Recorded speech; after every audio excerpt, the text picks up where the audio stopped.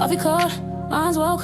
2 mics, 1 code. Yeah, yeah. Scrolling through the chaos, headlines loud, hearts numb. Then I hear that drip talk, cutting through the hum. Gem with the side eye, true stain with the data in his cup.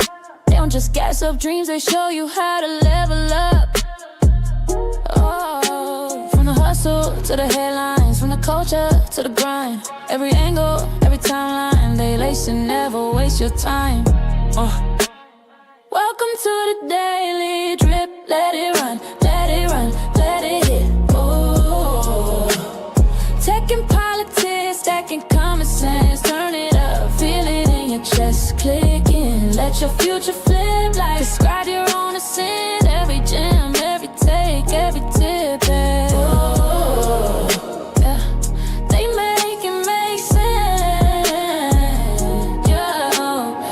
I'm tired from the doom feed, faith in rent thick algorithm playing mind games, selling you the same quick fix. Then I catch that real talk about credit scores and crypto slips. Union fights and AI rights, and why your boss be talking slick. Left lane, right lane, truth rise in the same frame. If it's cap, they call names. If it's facts, they fan flames. Oh yeah. Welcome to the Daily Drip. Let it run, let it run, let it run, let it hit. Tech and politics, stacking common sense. Turn it up, feel it in your chest. Click in, let your future flip like subscribe to your own ascent. Every gem, every take, every tip. Yeah, they make it make sense. Yeah. From your psychic to your 9 to 5, from the group chat to the bottom line. There's a late night guide through the glitch and grind. If you listen close, you gon' change your life. Change your life. Welcome to the Daily Drip. Let it run, let it run, let it run, let it hit. Hey, tech and politics, stacking common sense. Turn it up, feel it in your chest. Click in, let your future flip like subscribe to your own ascent. Every gem, every take, every tip. Our daily drip, they make it make sense.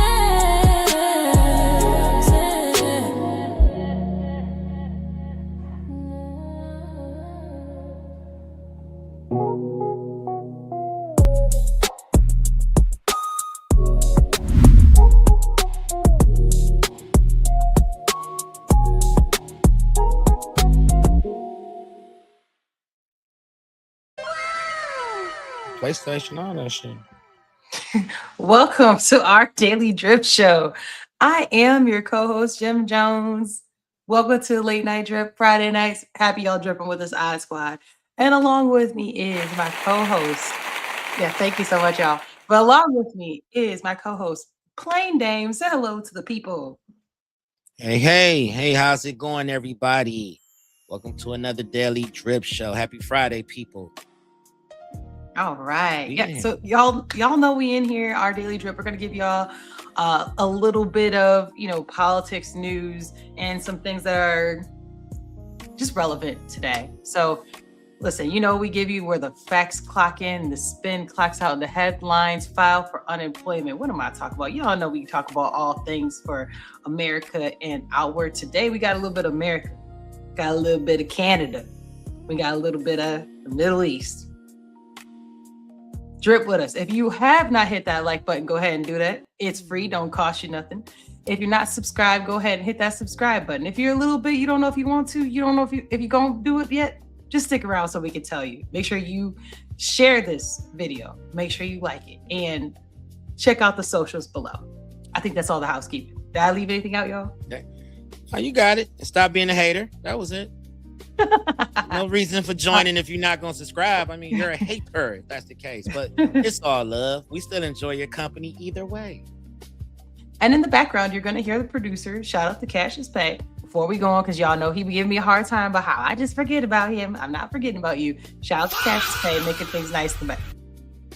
Nice in the background. See the smile. Say, what up? All right. That's it. Let's get this show on the road. Okay, so we're gonna do something a little bit different. Typically, I start off with the mess going on with President Trump, first of all, as we said before, we could do a ton of stuff around President Trump. We'll get to that in a minute. Everything going on with the administration. But first, we're going to talk about an Ohio proposed law that aims to protect officials on military deployment. Y'all hear about this yet? If you're not from Ohio, you might not even know nothing about it. But listen, long story short, there was, let me see if I can zoom in on this a little bit more so y'all can y'all see better? Is that better? Yes. Okay, so Ashley McTaggart was elected to the public school district of Parma. Parma is a suburb of Cleveland, in case you don't know where that is. And so she previously served in the Air Force for the medic for 7 years, as I said. Then she was deployed overseas. Essentially, what happened was they said, you go over there, you ain't got no job. And she like, what you mean I don't got no job? They're like, yeah, you ain't got no job. You ain't here a certain amount of time, we can't hold your job. Now, the law in Ohio currently says they shall be present in person at a meeting open to the public to be considered present or to vote at the meeting. And it said a failure to attend at least 3/5 of the meetings over 2 years or a 90-day absence means that you can lose your role. It says in there too that military deployment is not explicitly listed as a reason to vacate a seat, leaving the board in a legally ambiguous position. So basically what they're saying is, we understand that you are serving our country, but who gonna do this job while you gone? They say you better serve your damn self too while you at it. Wow. Yeah, like you ain't got no job. Basically, that's what's going on. And so, long story Like, short, you chose that job. Like, really? Is that what? Yeah. Right. Ain't so nobody tell you to go there.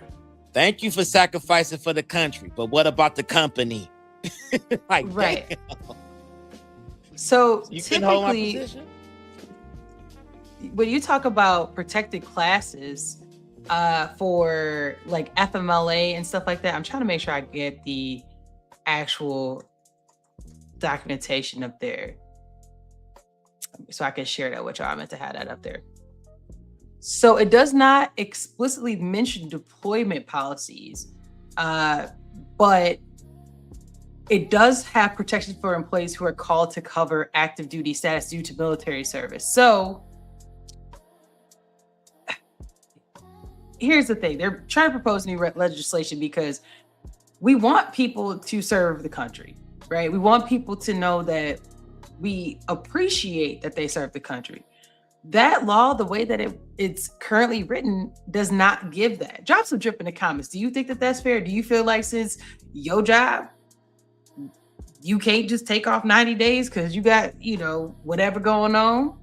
Or do you feel like we should treat our service members better? Ohio was trying to update, modify this law to kind of accommodate that more.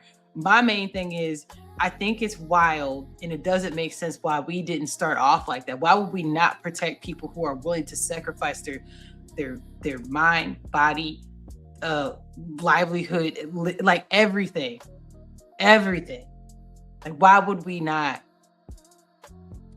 just allow her the opportunity to come back? I don't understand. Go ahead, Cash. That.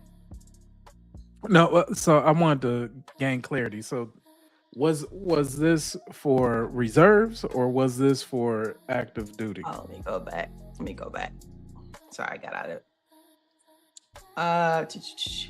She is a reservist. Okay, so that's But the she 2 was. weeks. But the key is that she was deployed overseas. Okay, So, yeah. So and it said the board has technically yet to decide if she will continue to hold her position, despite and she was saying she could virtually attend, and they like, nah, you gotta be in person, baby. What? So this ain't no And this hybrid is for, position. and it's for she's the school district board of education. It doesn't tell me what she was elected to. But she's you on the board and you board. on the board. We'll just That's say it. That's it. And then you were elected, meaning people voted for you to be in that position. And then you was like, yeah, let me get up out of here. Go in the house. I say, shut your mouth. Dog Go Joe. in the house. I gotta go lend my services to our country. I'll be right back. They said, hell no. Now I'm gonna show you, but I'm gonna show you what sis look like. Okay, now let me show you what she looked like. Tell me that they might not just be hating on her though. Oh, she doing TikToks while she overseas?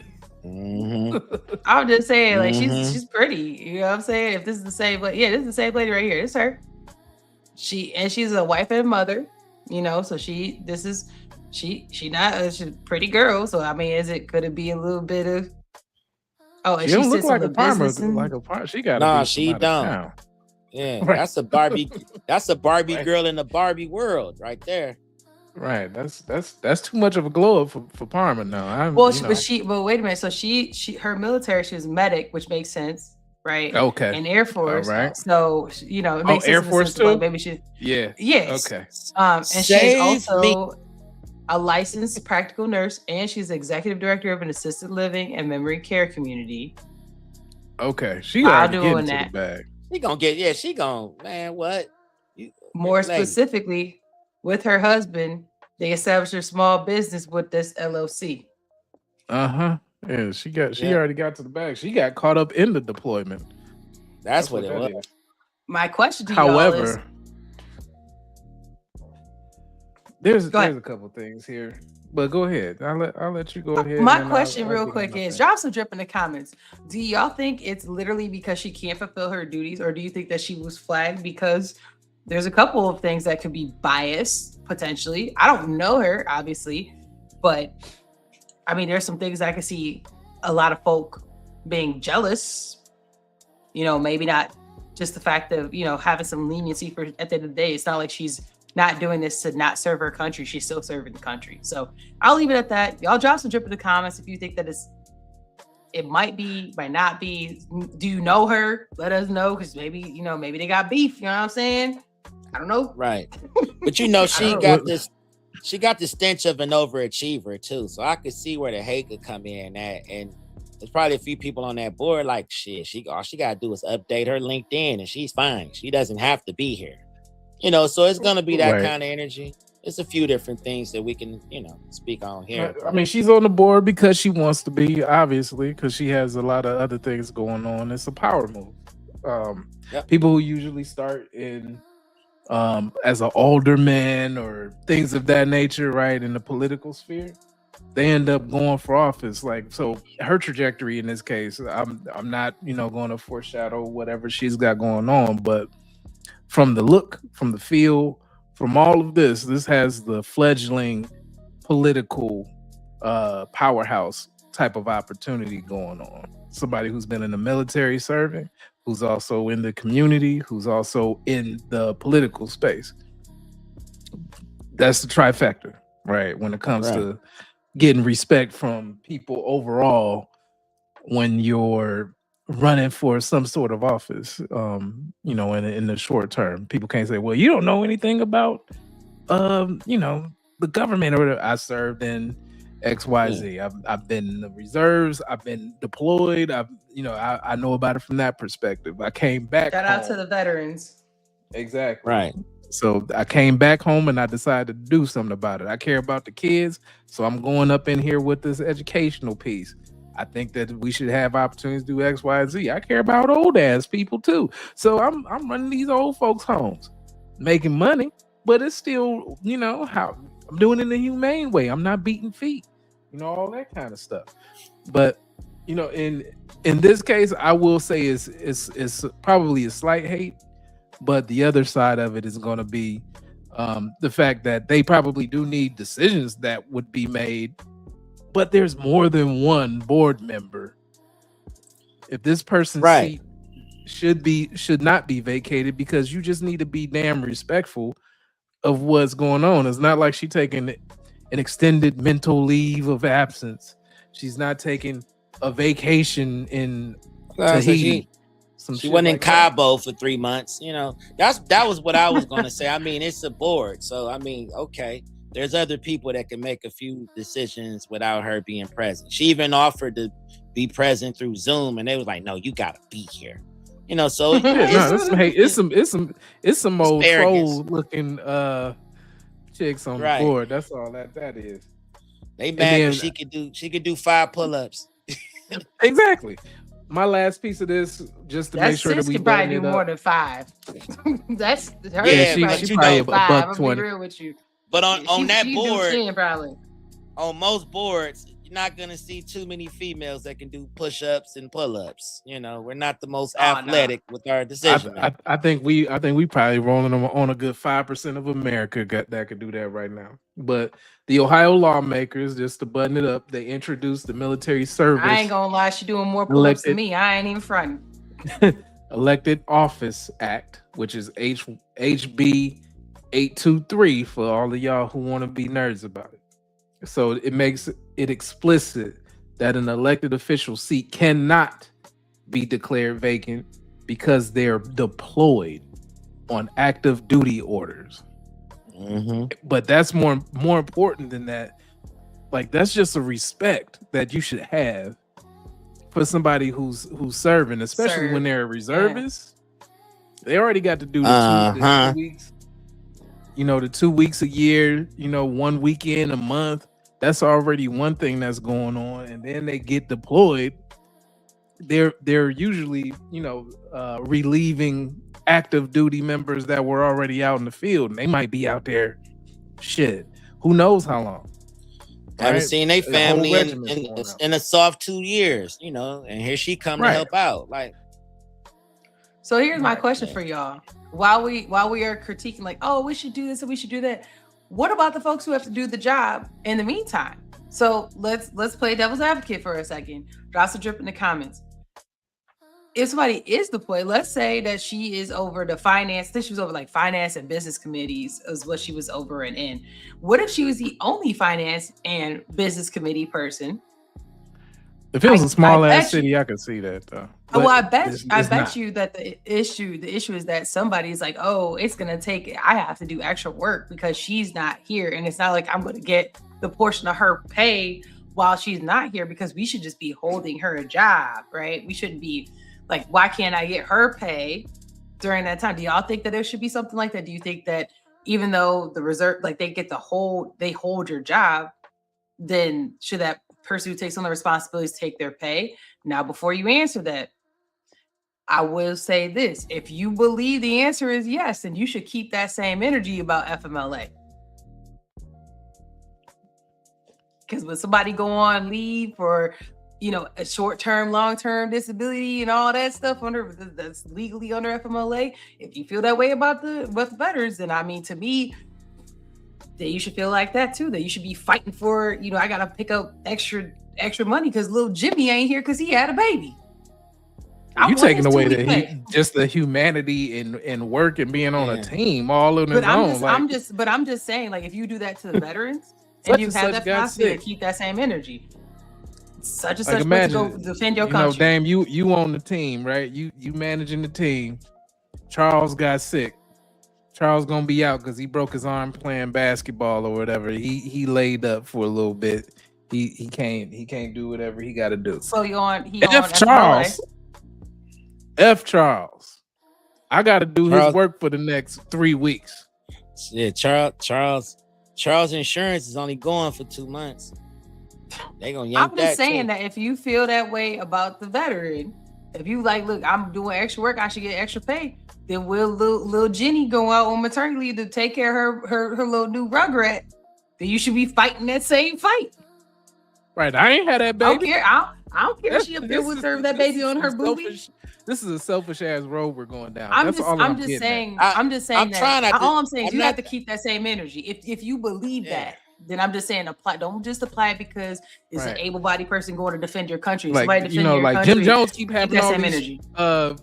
crumb snatchers, and if she don't come back to the show, it's just gonna be the Dame show after this. That's all I'm saying. Hi. Welcome. Play Dame like I don't want to do it. Drip. Welcome to the Daily Drip Show. No, but no. I'm I just mean, saying I keep get that what same you're energy. saying. I will, but at the same time, you know, it is a situation where it's like you got to look at the overall. You know what I mean? FMLA pisses me off because it's just certain people talking about, my nose and my anus hurt at the same time. I gotta stay. Shut up. You're a bitch. But you going to fight for the country. Real question is why? reservist. Why does it hurt at the same time? What was you doing? You was I got kissing it. questions. No, but anyways, Hey, listen. surgeries. Listen. So many roads we could travel down with that, but I would say take it it's a case by case study. That's the way I'm gonna put it. I'm gonna leave it at that. Drop some drip in the comments, guys. How you guys feel about this one? I know this is touchy because somebody is at work with that person that from time to time goes on FMLA because they gotta here having these conversations. They gotta Joe out tender here sternum during this whole time. First of all, that's not what I was gonna say. That's not what I was gonna say. Oh, you think you funny, Joe? You think you funny? Shout out to Joe, always in the comments, giving me a hard time. Right? Wow. He gonna cam up with 2 bunions showing up. That's what. Hey, but that was a masterful transition. Right. Speaking of feet. Speaking of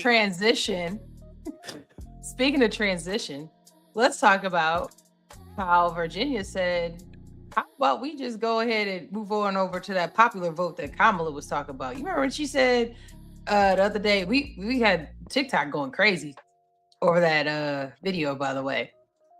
Yeah. Virginia said, listen. So we're shout out to all for TikTok then. If you're gonna say that, if you're gonna say you had checked TikTok, it, you had the internet going nuts. on all I was about to our say that. socials for Our Daily Drip Show. So just check us out, Our Daily Drip Show on all platforms. So just check out the show, and it's down below. You can see, it's scrolling on the ticker. But TikTok, we had a short that was made about Kamala saying, "I really think that you should get something in return," and the people's voices individually basically should be heard. The person shouldn't just speak for you. Oh, so like senators and like representatives and like mayors, and they shouldn't speak for us. Okay, bet. Well, Virginia said, listen, we agree with that too. More specifically, middle finger to the Electoral College is trash.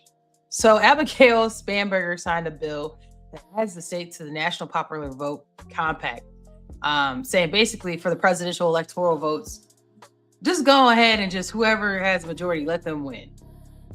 For Virginia specifically. So there are quite a few states that have agreed with that and want to do that. And I will, oh wow. No, I'm not expecting a paywall. And I have a video we can also see for a second. But real quick, what do y'all think about that? Y'all think that that's a good idea? No? Popular vote? No? Not a room for Y'all error trust there. y'all people? Not room for error. All right, let's see what they got to say here. Let's see. Oh, I was gonna show the video. You want me to do Virginia. You Go want me to show the ahead. video real I'll quick? let you go. Yeah, go ahead and show the video. that? Okay. National effort to get around the Electoral College. Virginia Governor Abigail Spanberger signed a bill adding the Commonwealth to the National Popular Vote Compact. It's an agreement among states to award their presidential electoral votes to whichever candidate wins the national popular vote. With Virginia, a total of 18 states plus D.C. have joined the compact, totaling 222 electoral votes. The compact won't go into effect until enough states sign on to reach the required 270 votes to elect a president. Drop some drip in the comments. Do y'all think that that's a good idea? Bad idea? Is Virginia on to something? Isn't Spanberger like new? I don't even remember or is she the one who just got elected? Mm-hmm. Yeah, that's a whole nother Like literally, like literally just I'm trying to think. I did a comment since car ride talking about her and that the other lady that was running at the time. I don't know if y'all recall that, but Obama he basically backed her. Yeah, because she was running against a black woman who was a Republican, if I'm not mistaken. Exactly. Yes, she did do a comment. Who was- I'm trying to remember who was a when vet? did she win. Super Okay. vet in that state, and it's been interesting since she took that office. Go ahead, Cassius. All right, so let's go ahead and rewind it, pull it back in. Okay, so she was inaugurated, just so you know, January of 2026. So that's when she was inaugurated as governor of Virginia. There we go. Okay. Okay. Gotcha. So Virginia just joined the National Popular Vote Interstate Compact. So that's becoming the 19th jurisdiction. So there's 18 states plus DC that signed on. Right. So with Virginia, as the lady said, it represents 222 votes. It needs 270. That's what's, that's the unlock for to activate. So it's 48 votes shy of flipping how we actually pick a president. That's the representation. I've been in bars with people who are part of the Electoral College. There's certain people who become delegates. That's a different thing. But once active, participating states must give their electors, those are the people that I'm talking about that be chilling in the bar, give their electors, to the national popular vote winner.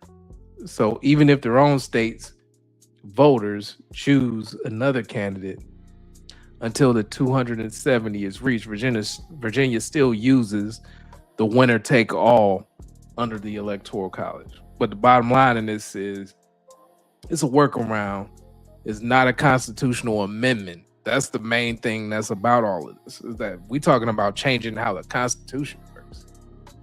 So moving us forward to a national popular vote by interstate contract, which, a lot of centrists in this case, like people were in the middle, independent, and all that, see it as clever, but it's also just a backdoor change that would disconnect the state's electors from its own voters. So say, for instance, if one state said they wanted to vote a different way, then we all flipping because we just trying to hit that 270. I think that it's a slippery slope. I mean, California has a whole bunch of votes, like 50 something, I believe, in Electoral College votes. They have a big swath of that, and they were going to be a part of that anyway. You pulling in all the ones that got the onesie twosies into this, it's a different case. Let's see what we got here. We got Joe said, so if the state votes for a Republican but a Democrat wins the national popular vote, then your vote didn't even matter if you voted Republican, and vice versa. Very true. So we're changing how the constitutional way of voting works. And then he pulls up this one, which is actually very true. And if people disagree, go ahead and put it in the comments. But he says the Supreme Court should shut this down. It's a contract between all the states that want to join this. Is essentially what it is. Like, hey, Virginia's in it, South Carolina's in it. We're all going to say that we're just going to go with the popular vote if it rolls that way, right? So that's how that's rolling. So here, this is to piggyback on that comment. So this says that, why do we have Electoral College? Why does it exist? It says the majority of Americans, more than 60%, support abolishing the Electoral College. So that's where this is kind of coming from. The backers of the Electoral College idea say that the system balances power amongst large and small states by doing it the way that it is.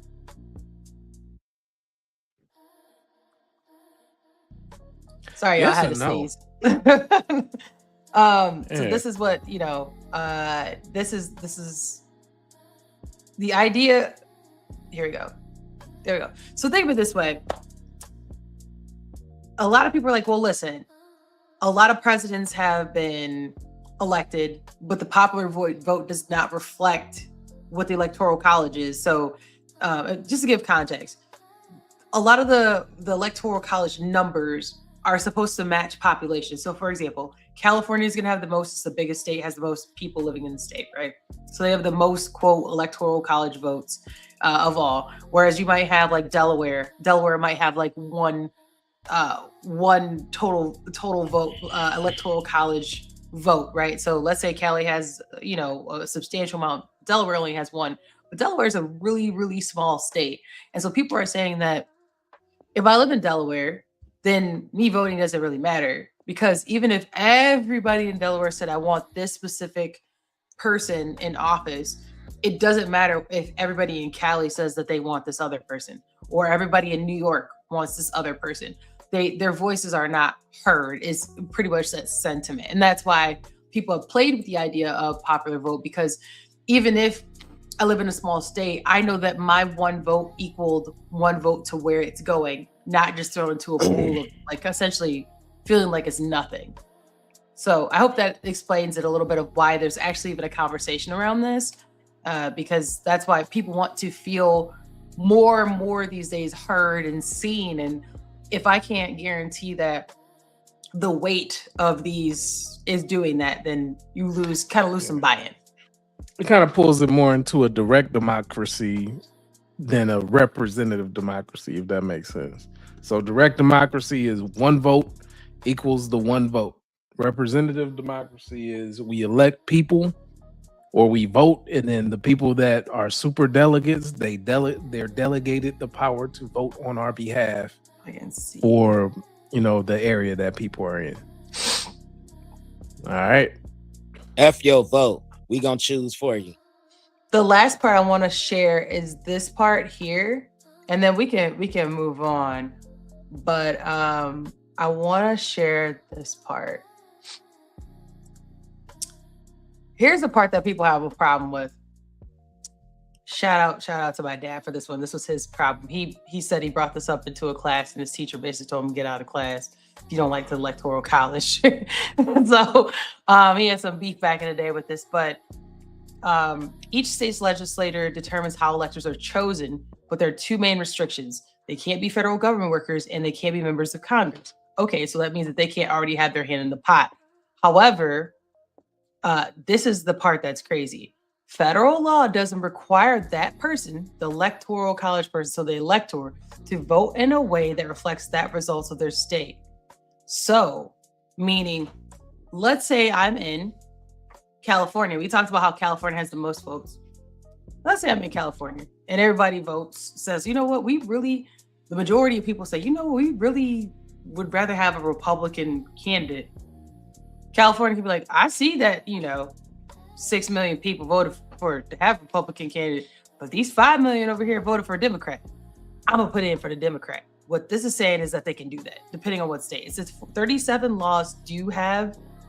states do have laws saying that they have to basically vote with what other people said that they want, but the remaining ones technically don't. And that, my friend, is the scary part of the Electoral College. And how many of y'all know who is your elector for the Electoral College? Does anybody know?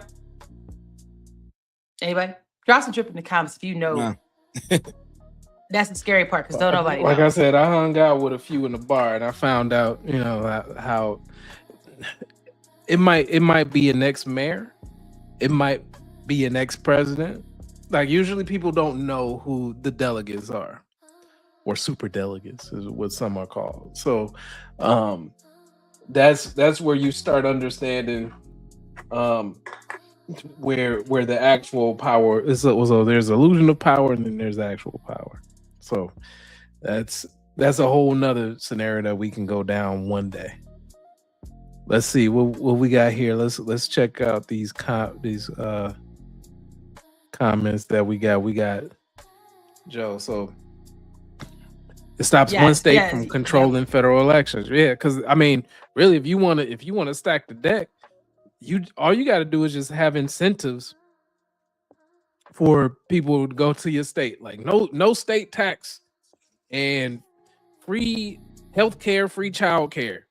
Your state gets loaded the hell up with population because you handing out some free shit, and all you got to do at that point is have enough infrastructure to hold all these people, and then you have them vote a certain way that you want to vote.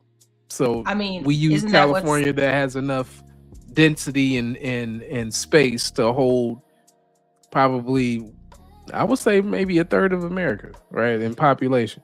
So you do that, and all of a sudden now you Gucci. the president of California is the president of the United States. That's how. So that Joe, works. I would challenge this in this way. I hear what you're saying, but wouldn't it work in this way? Let's say LA County, right? Like Los Angeles has a ton of people, right? LA County's got a lot of people. If it's the Electoral College, that actually matters more than if it was popular vote. Because let's say 3 million people live in LA County. If it's popular vote, it doesn't matter if they're in LA County or not. They could be anywhere in the US. Their one vote matters. So I guess you're saying that the issue is with proximity to like environment, that people would think be more swayed. Is that what you mean by that? Like, let me know what you mean by that. Do you mean that they'd be more swayed because they live in proximity? So like maybe if they were spread out, right, they wouldn't have the same alignment of values and stuff. I guess I'm trying to figure that out, because if it was popular vote, to me, that would make more sense for that argument, because I'm gonna say this: like Electoral what College would be happen is- controlling an area, because have- if Cali's going to outtake Delaware all day. But the thing is this: you have everybody else paying for the policies, the protections, and whatever that one state cares about, that the other states may not be able to afford or want to even do from a cultural perspective. Just because So now you got the going where most people in President one Trump state. was saying that states need to hold their own nuts. Y'all going down that path. Not necessarily. It's just Because having I mean, a if voice. they want that philosophy, that matches what President Trump's saying. It's simply having you a wanna do voice all to that? say I'm not down for whatever this is. Like my state can't hold that up. Like for instance, if California had free healthcare for the state, Delaware or Rhode Island, which has one electoral vote anyway, so the voice isn't even as big, but they can't afford to do that because they don't have the population to support that for healthy individuals versus the non-healthy individuals, or older population versus younger population who wouldn't use those services. That's really what I'm getting at, is that the logistics in all of that is just something to be looked out for. Now, if we all go to, popular vote and just the most people win or whatever, then that's just what it is. It takes away from, a population of people that may be, we'll say, less financially well off. Those types of things, like you'll get votes to remove lobbies and money and business from the. So it puts it, like, again, in a direct democracy type of position versus a representative democracy position. But is that the best route to go? Because somebody got to pay the bill for that. That's really what it comes down to. Everybody can't get free shit all the time. So the bill's gonna come due at some point. That's a good segue. Speaking of bills. Speaking of feet, No, not speaking of feet. Speaking of bills, let's talk about Iran for a little bit and some international politics. Y'all see them doing this Lego stuff? Y'all seen this yet?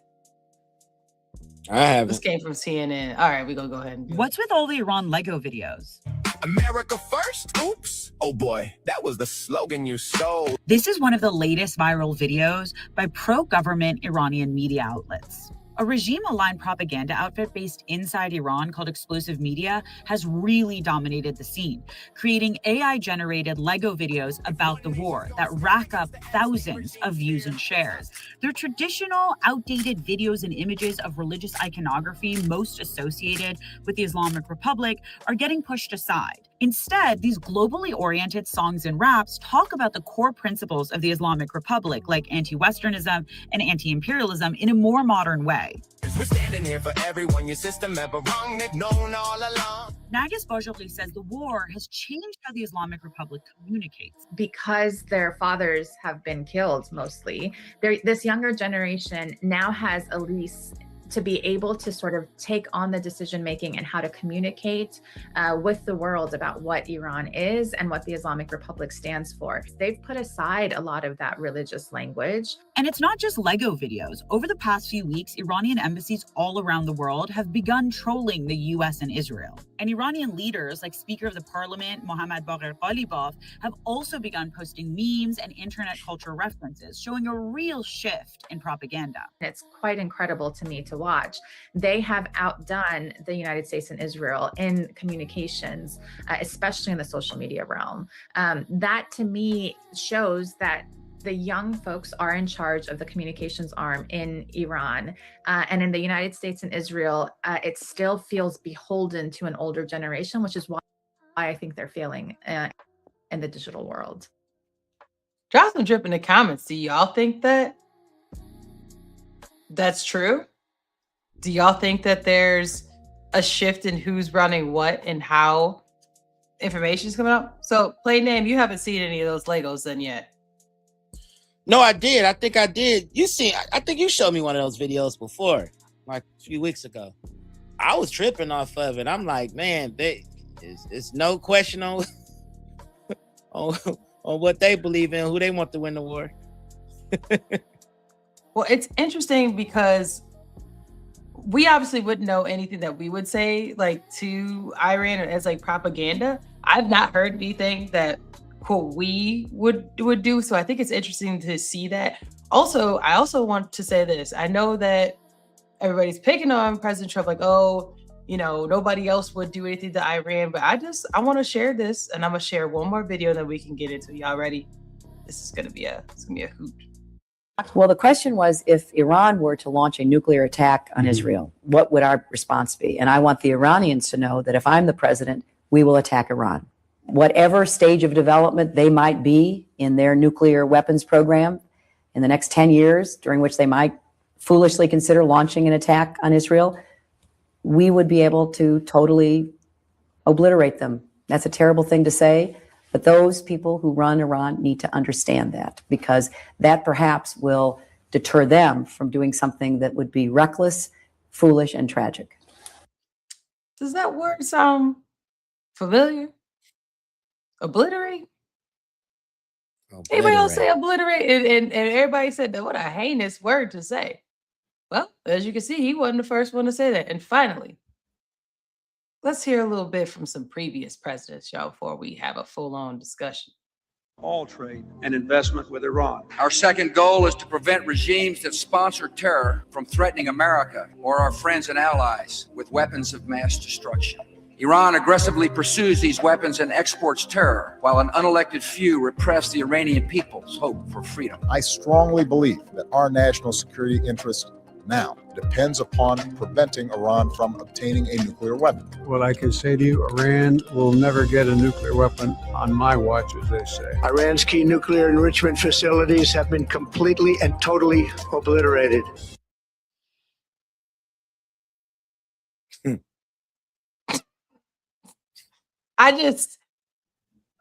Let's talk about it for a second. A lot has gone on with Iran. I just wanted to bring up, we've talked about Iran quite a few times, and we'll get to talk about the blockade in a second, but this is not new. I've just showed multiple generations of presidents being like, listen, we really don't want them to have a nuclear weapon. And if they do, we're not going to be happy. Now, I will say with the Hillary video, one thing she did say is that if they were to attack Israel, that is what she would do. So not that she would initiate something like that, but in response to something. But to piggyback on that, I also want us to look at the sentiment of every president. Like that's the whole point of defense, right? They've literally, every president since Clinton has said, like, listen, we're concerned that Iran's going to have a nuclear weapon. So it's just, for some reason, Donnie was like, listen, I'm pulling up. I'm going to take care of this. Y'all been talking about, I don't know if Iran has it. I'm pulling up. I do it. On my way. I do it. Yeah, I do it. It's cool. I mean, I've been talking about this. But nobody talks about that. Nobody talks about any of these other presidents said something. They said something, but they really pull up, you know? Yeah. hate it or love it, he stand on business when it comes to this. And it's not, and that's the thing that gets me is just, well, I mean, honestly, we all understand the TDS of the situation, you know. Well, you know, Obama, I can't say Obama didn't do anything though. He did have a negotiation with it, so I can't say Obama didn't do nothing. He gave him some money. Whatever, they chill. Yeah, they chill. But but that they was gonna still supposed to keep satisfy the situation, and that'll be what it is. Yeah, I'm cool with that. Like, my thing is the Like, issue look, I have at hand. we need this money. If we gonna be sanctioned to death, essentially we put on a on an island financially from everybody. What do you expect for a certain country to do? Right? I mean, you being put in that kind of position. Now we starving. We're separated from everybody. Same thing that was done with Russia, right? You take them out of SWIFT. That's how everybody transacts. What do you? I'd have been like, look, expect somebody to do? Look, me and NATO, we got to sit down and talk about this, y'all. Everybody got to put in. Like, it shouldn't all just come from us. They said we didn't. Well, NATO said, "Listen, you ain't asked us if you could pull up because maybe we would have said no." They said you big dog. I'm talking about the previous presidents. I'm just like, we got to look, NATO. We got to figure this out. We're trying to strengthen, deal with them within reason. They like, huh? Y'all got all the money. Sound like an American problem to me. That's what they like. Yeah. We call y'all. What you call it? Like, I signed up for the ride. I ain't signed up for the die. Right. Meanwhile, everyone, we're gonna obliterate them. Ride and will die. That's two different things. That was one of them campaign promises that folks didn't plan on really seeing through. Elect me, and I will obliterate Iran. And then some, they're like, we'll get to them. 2 years later, we'll deal with them. To be fair, Obama didn't say he was going to obliterate. He just said that I acknowledge that they're a threat. Bill had his own stuff going on, but Bill acknowledged that they're a threat. Listen, if Baby Bush would have had the time, I'm sure he would have pulled up. We didn't showed him before with his rhetoric. But they're all my thing is this, they're all acknowledging that there is concern from their perspective of them having nukes. So, real quick summary, beef has happened. If you've been living on the rock, you don't know what's happened so far. I believe as of the last time I checked, there's a ceasefire from Israel to Lebanon, and there's still a level of a blockade. There's some disagreement between what's allowed to go through and what's not allowed to go through. There's some disagreements going on there, but I'm gonna go ahead and share this video. It was 11 hours ago because I wonder if language is like literally a barrier in this situation where like President Trump is like, listen, it's open, baby. It's open. And Iran is like, who said it was open? But maybe, I'm wondering if maybe the definition of what open is a problem. And some of the word choices. I'm being serious. Like, I do think some of these word choices, like, it's not making sense. But let's go ahead and get into this. I can tell you why it's not making sense. Trump and okay, Iran well, you go ahead after Strait of this. Hormuz is completely open now that Israel and Lebanon have agreed to a ceasefire. Now, President Trump made the announcement on his Truth Social platform shortly after Iran's foreign minister confirmed the opening. But in his statement, the president called the critical fuel passageway the Strait of Iran. Now, this is a live look at marinetraffic.com. It shows vessels moving through the strait right now, and we'll keep an eye on it to see if that activity continues to increase. Let's bring in CBS News correspondent Natalie Brand. Let's go back. Hold on, I want to show y'all that again. Let's bring in. All right, let's look at this for a minute. I want to zoom. It'll let me. I don't think it will. Look at that. Now, remember, the Strait of Hormuz is this is that turn everybody keep talking about right here. Boom. That's that right here. It's that boom. That's that turn everybody talking about. Look at that map. All right, go ahead, Cassius Pay. Go ahead and say what you got to say, because I want to make sure this visual is up there as you say it. Okay. So let's talk about it from, like, I guess, the international approach. That'd be the first thing. How do I approach this? All right, so the U.S. blockade over Iran, like the ports in the Strait of Hormuz, means that U.S. ships are telling commercial vessels in international waters to turn around. And they paid transit fees to Iran. Tell me if that makes sense. And then they're actively clearing mines Iran previously laid. So we're talking about CENTCOM now. So CENTCOM and multiple reports say that at least 10 ships have already been turned back or redirected, and no vessel has successfully crossed the U.S. restrictions since the operation began. So that's another piece. We can get into the confusion here. Iran threats versus actions we're going to talk about. Iran officials publicly warn they can target U.S. warships and close the Strait of Hormuz or disrupt traffic in the Red Sea if the blockade continues. But so far, those threats have stayed mostly rhetorical and limited to, like, drone harassment. So they're flying around like, I'm gonna dip it in on you. I'm gonna dip it in on you if you keep on. So that's what's happening there. And like maybe like some fast boat maneuvers. So that's a fast boat maneuver for those who are in the Navy, they know. But for others who don't know what a fast boat maneuver is essentially like I come across, and I'm gonna cut across your bow, or in this case, I'm almost caused a jet ski accident. You know, something just to give you a visual, right? Like just a bunch of reckless shit to be like, look, I could crash into you. We could mess it up. We could burn it out. But that's not what we gonna do today. If you chill, that's where we going with it. And so really we talking about the gap now, right? So the gap is loud threats, limited follow through, and that shows that Iran understands the cost of a direct naval fight with the U.S. They already know that if it gets there, then it's gonna be done. They can't win that. That's just the facts, which could devastate its own economy that depends heavily on the oil exports through those same waterways. So they're playing a game too. It's a game of chicken when you think about it.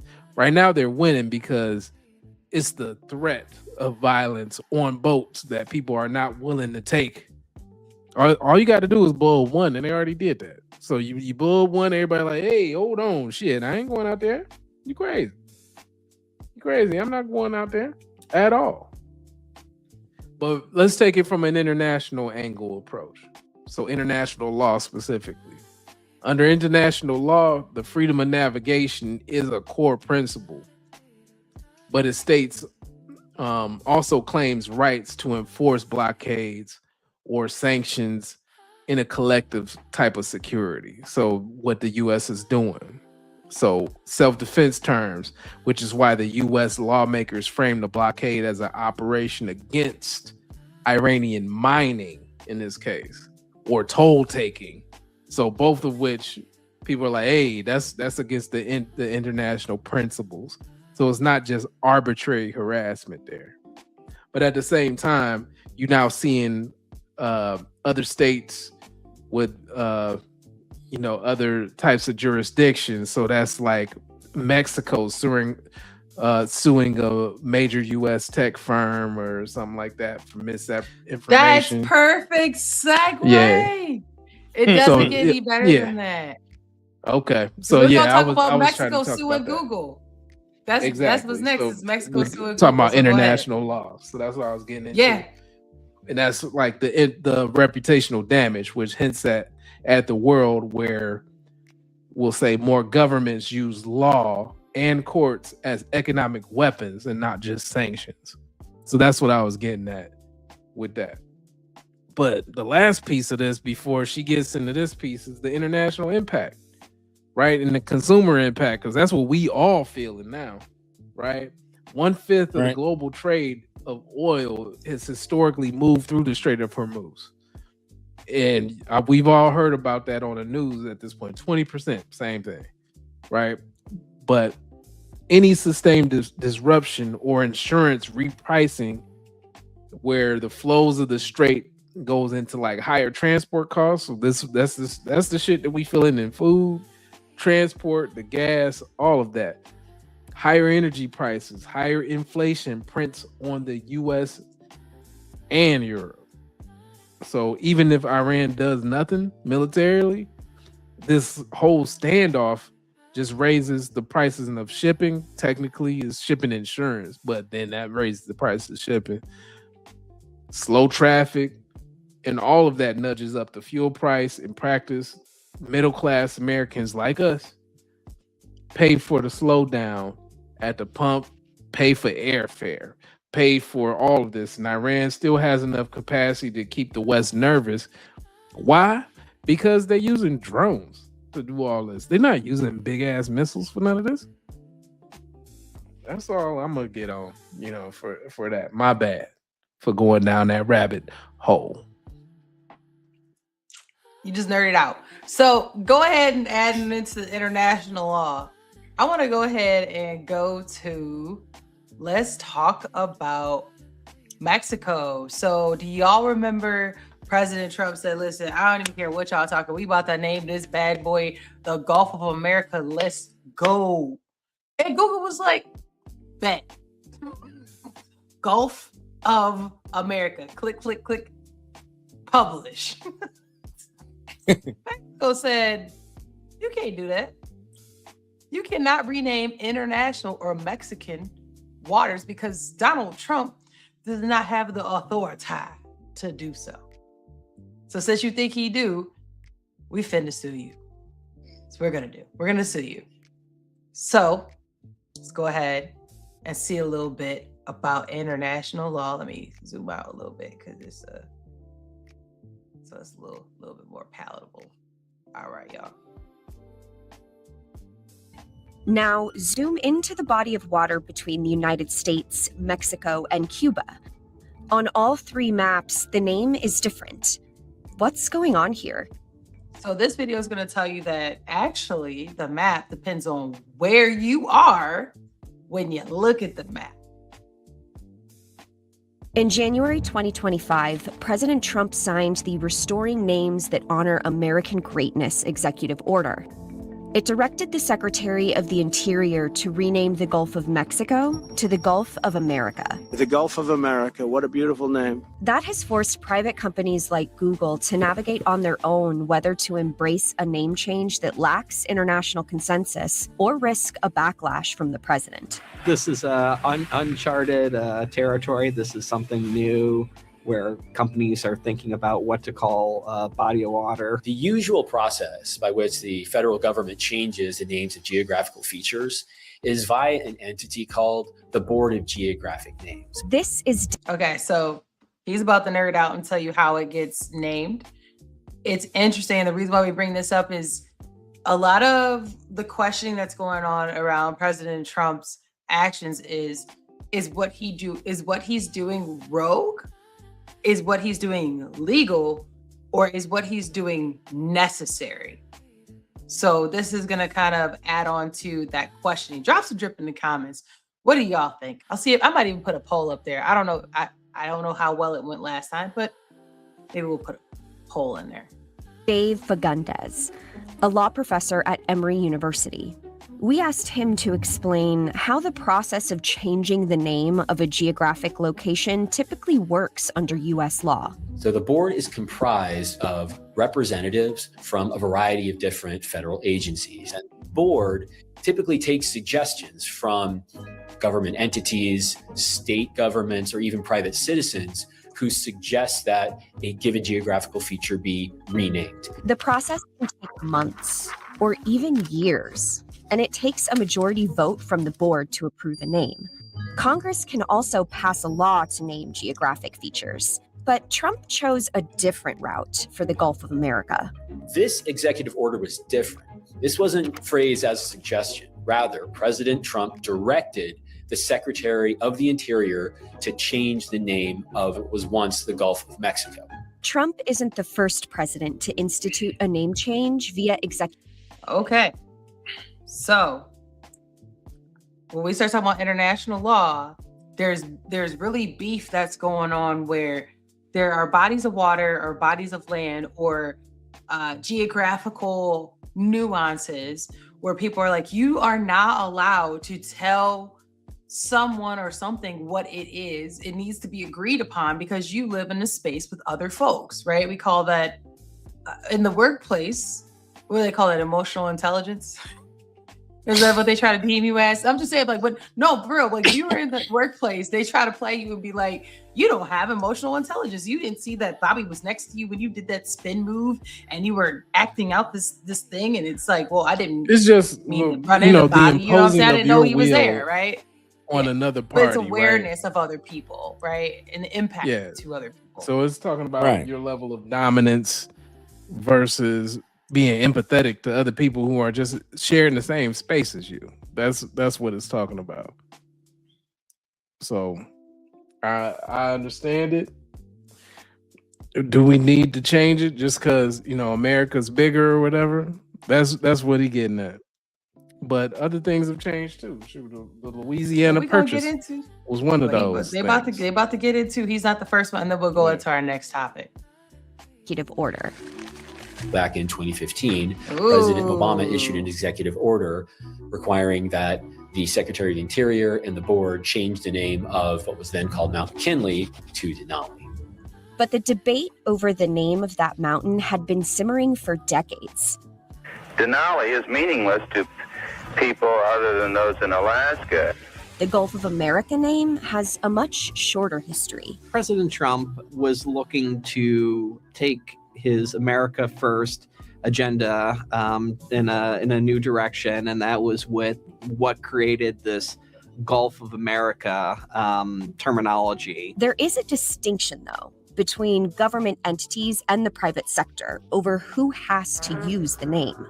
There is no legal obligation for any company or anyone in the private sector to use this name. All it does is it tells federal agencies to rewrite their maps or, their paperwork and use this term. While there is no law forcing companies to use the new name, some are choosing to do it anyway. About 20 S&P 500 companies have been referring to the Gulf of Mexico for the past 5 years or so. And I was looking at more in the past year how that language might have changed. About half have embraced the Gulf of America or moved away from the Gulf of Mexico. Why are they doing it?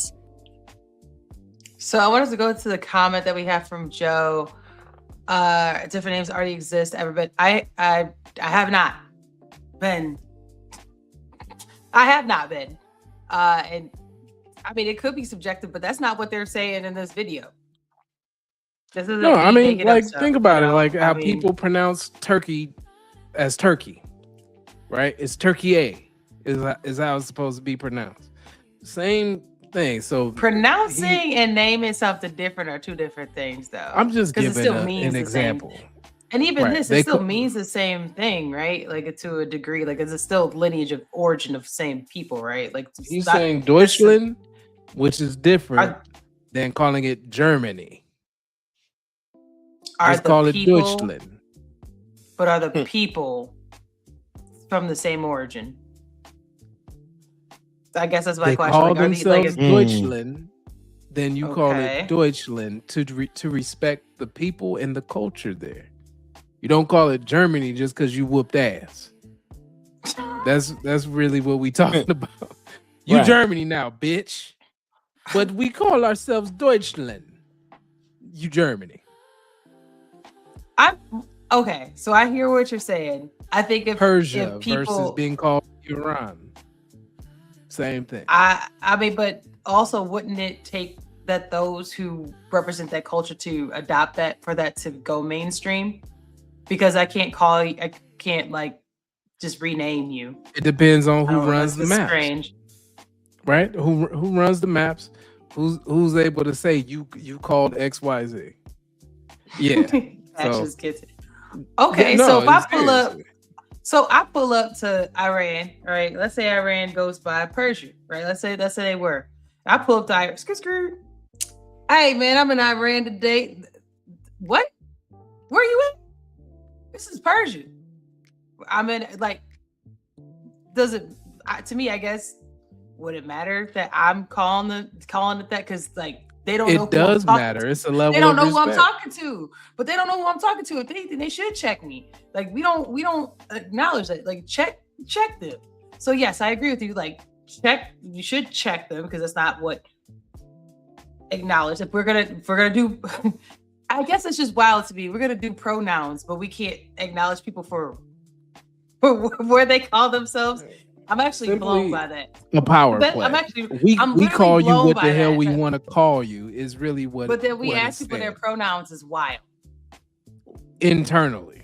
People don't care about your pronouns. They're just At trying all. to have some Wild. type of That's wild. facetious argument about things because we're a first world country and people kind of talk about those things when you don't have to worry about, which is changing, worry about what you're gonna eat the next day. Right? Those are the things that you get to have the freedom to debate when you don't have to worry about tabletop issues. You're right. Because we're gonna go ahead and slide Speaking into of Justin feet, Trudeau. yeah. Speaking of feet, Justin Trudeau is out there with isn't this Katy Perry? They out in Coachella using plastic cups. Now, y'all gotta remember. Now, I'm segueing into that because and part of this what is Joe's privilege. talking about here too, it says if I'm in Iran, saying Iran, but America is Iran, right? Mhm. I'm respecting their culture when I'm in their culture. No, just like calling people Arabs, and we already know how people do in the I heard hood. it. They say That's a bad- Arabs. You know what I'm they saying? do, and Like, that's oh, so disrespectful. God. Man, listen, I Oh, still hear Lord. people saying that. I'm like, y'all can't say that. Don't even, like, come Right. on now. or people say like when you talk about Indian, you talk about red dotted or feather, like doing that kind of shit. You Like can't, it's, yeah, like come on, man. like that Come to me, on, like man. that is very disrespectful. Very. Especially if you've been You know, meet corrected. The people thing- where they at. That's all I'm saying. Meet people where sometimes they at. before we go into Canada, and y'all can attest to this, people who are not from America, sometimes when people pronounce these things or It's we know- ignorance because they just not trying. it is literally ignorance. Like it's not that anybody's ever pulled up on them and said, we don't say such and such, and really pulled up on them to let them know that too. Don't Wow. put that up there. Don't do Right, that. I'm going to because he went there with it. No, I'm taking it down. Don't do that. So like to give people who are not from America, sometimes people say those things and no one's really pulled up on them and educated them and even really pushed the truth to them and why we don't say XYZ. And so unfortunately, y'all on the other side of the pond or wherever at in the world, you see those videos, those instances of the people who've never seen other people with lifestyles who never even look like them. Believe it or not, in America, there are people who have never talked to someone who's black, has never had a black friend. I know y'all think that like all over America, Black we people just ain't all the everywhere way- in the United I'm States. just- I'm just is saying, that a even- hard and thing to even- believe? I know but I grew up in the hood. I and I've seen believe, black I people believe everywhere. that people, I do think so. I think that there's people in America and people outside America who think that we're just like more so like Toronto. Like I would say Toronto is far more like mesh and culturally integrated than in America. And I think people's ideology of the melting pot of America is like New York City and Toronto. Majority of America is not How like can that be when there's redlining and there's Ku Klux they don't Klan know. and a They bunch of don't other know shit that. historically They made think those that it's things. only a couple pockets in the drop some drip in the comments. If you're not in from America, sundown let me know if towns. I'm There's so wrong. many things that have Oh God. But if you're not attributed from to here, the if you're not- segregation of places. But if you're not from here, when they see the celebrities, right, musicians, there's so much diversity and all these other things that are actually out in the public, and not thinking about like the small percentage of opportunity execution someone had to be that. You wouldn't know. But that's very unless small you're here. percentage. I mean, you Correct, but they now don't know you're that. talking about. Okay, so in the NBA was like maybe 400 people total, maybe. Do you think all of them get to live in certain areas? No, really only the top 25% actually can afford to live in the areas that we're talking about, because everybody else is taking their cut, and of course Uncle Sam's taking a cut. Everybody else is living in regular ass places with regular ass cars, doing regular ass things when they ain't sitting on the bench on the end of, at the Charlotte Hornets game or whatever it's gonna be. Like I said, but a lot of people, it doesn't work that way. People don't know that. So all I'm saying is that, like, when we talk about the language and the words and how people use it, and people are like, oh my gosh, I can't believe in America they would say that. There's a lot more segregation in America than people probably really understand, whether it's, a certain type of people. A lot of times people still congregate with their culture, right? You go into the workforce, you can go to office space and go on TikTok and just look it up. Go into office space or to college, and you'll go to school with people who have never seen people who don't look like them, and they are shook it. I went to college. Story time, real quick. I went to college with the story time. Story time, boom. I went to college, and I went to a small college, and in the college I lived in the dorms, and there was a young white girl who I knew she ain't never seen nobody different than what she didn't look like her. But about 4 months she clutch her purse when you walk past or some shit? Well, to be fair, I sound like this. But if I didn't sound like this, the other girls who sound like, I'm not gonna do it. No, go ahead. You know what I mean? Go ahead and do it. Let's go they not viral. gonna come in here and cook me. Y'all know. Look, sound like Sukiana. We got your back. Shout out, we got your back. Shout out to Sukiana. Shout out to Sukiana. Shout out to Cardi B. Right, when we talk about like very, very thick accents of other cultures, or that you live in an environment where you still have accent.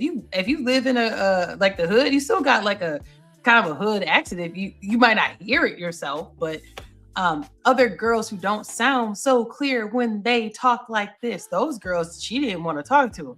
She was nice to me because I guess I sound like this. But anyways, she lived on the floor, and I was one of the only black girls on my floor. Okay, everybody else white girls. What do you mean About by 3 months sound like this? What does that mean? What do you mean by that? I just said very clear in how I am talking, where I am pronunciating every word, like talking about that diction kind of now? cadence. Is that what you're talking about? Does that kind of raise your cadence? IQ Yeah, level? diction.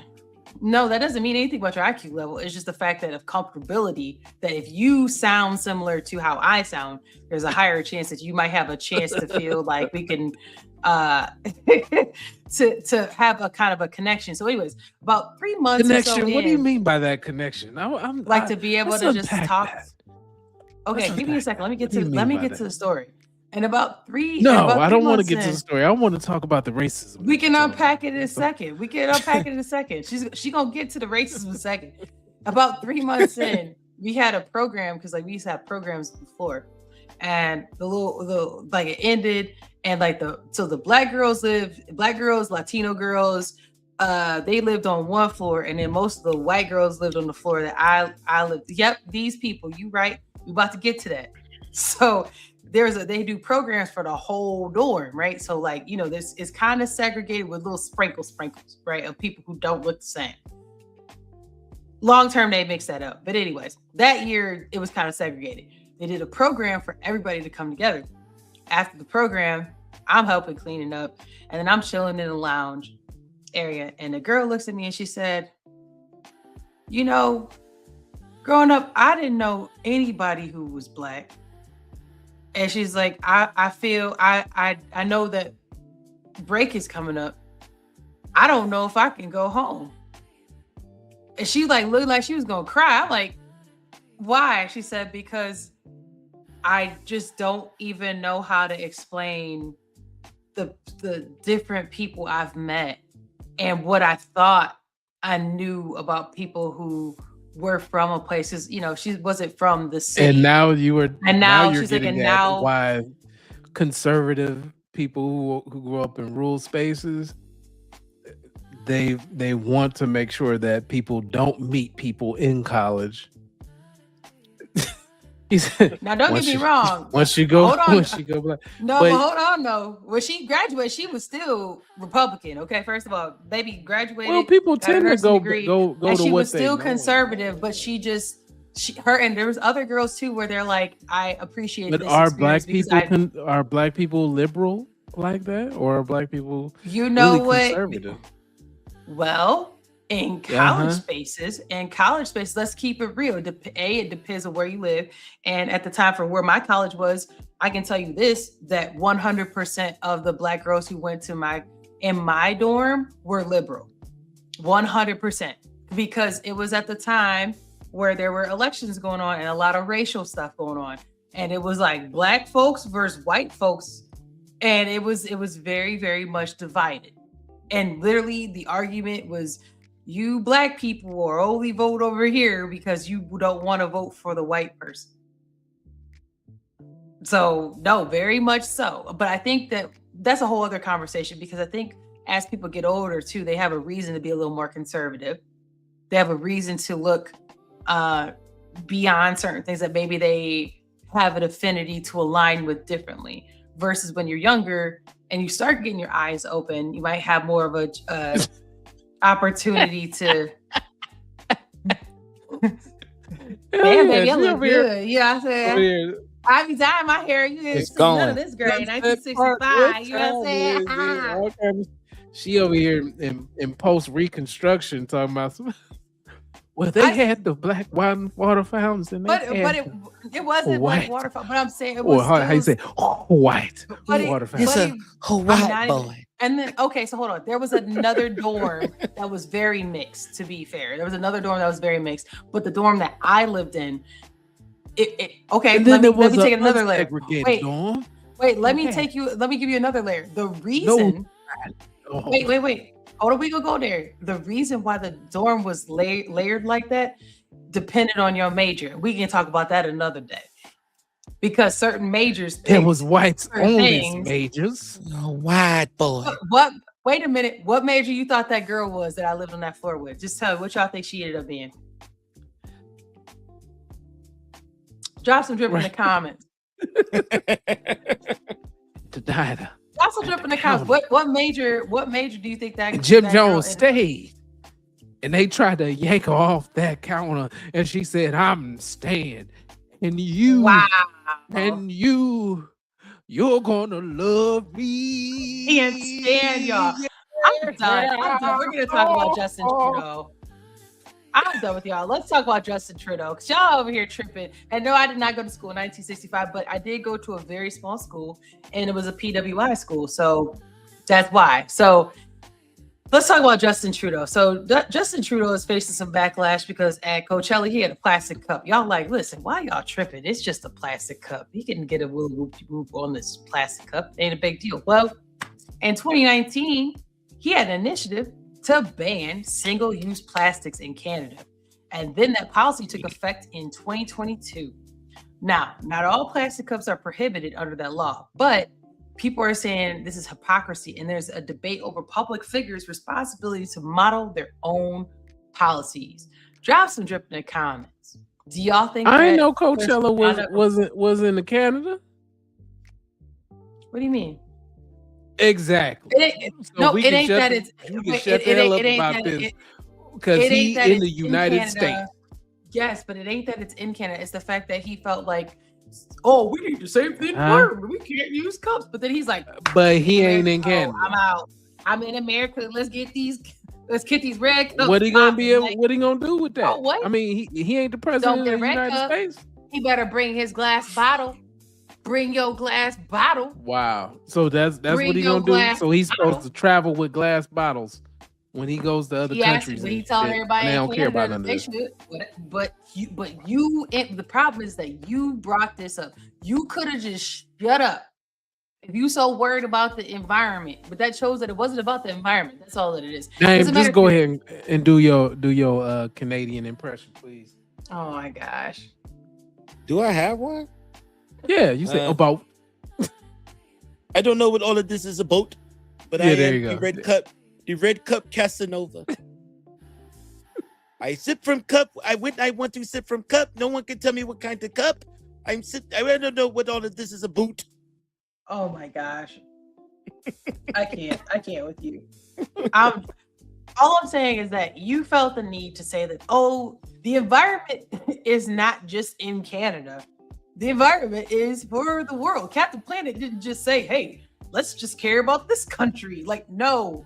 At the end of the day, you're supposed to act in your conduct is what people are arguing about, is saying that his conduct of him as a person to implement, to bring up something like that is hypocritical. So you disagree? It's not hypocritical. Hey, We're the y'all better planet have- Terror. How can he be You could be one hypocritical too. in this? Well, he can't travel around with glass. Like what kind of shit is that? He Like asking what we Canadians talking to about? do it. If they go Huh? from Toronto to Montreal, he's saying don't use plastic cups. That's though. in Canada. Both of those are what Providence is in Canada. Yes, Fine. That's but the that law doesn't- in but if you're Canada. I didn't know that Coachella was in Canada. Coachella's This is not in a bunch Canada. of bullshit it's the fact about that, nothing. It's the fact that Nothing. he's saying that it's for the environment. It does not just stop Nothing. because it's in Canada. You shouldn't be doing that here either. Since you keep that same energy. He Look, got to that's follow real. the I'ma law, keep- so he gonna bring Man, I'ma Canadian keep laws that with same- him to the No, I United feel States. it. No, I I'ma I keep feel that same exactly energy what person. I get exactly what you're saying. But when he at Coachella, he Kanye. He said, "Excuse me, is you saying something? You can't tell me nothing. I'm gonna sip out of my Same red energy. cup. Keep that same energy. Let that man Right. get it past." And You he, need keep to that stop same doing energy. that. the single-use ramen bucket right there, whatever he got going on. He drunk as hell. Look at his eyes. Look at his cheeks.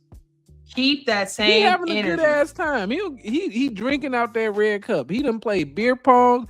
He doing all kind of stuff. And he got Katy Perry on his left side. Oh, listen. See, I'm about to listen. pull this up just cause. Listen, Cause I'm listen, feeling Joe. like it today. Listen, Joe. Women go to Listen, Joe. Dubai to get shit on. Yeah, but listen. Hold on. Okay, hold on, Joe. I agree with When you. in Rome. The only- That's what I'm talking about. Listen, Joe. I hear you.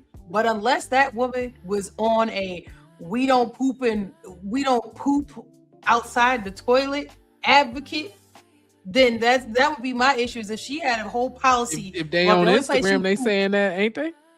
If they on Instagram, Nobody- I don't get shit on. I only get shitting on in Dubai. First But of you're all. not imposing that. But they're not making Same policy of. No, they're not making policy on no one. If anybody were to poop outside the toilet, then this XYZ should happen. That would be yes. Then in that instance, yes, Joe, I would say that they should not do that.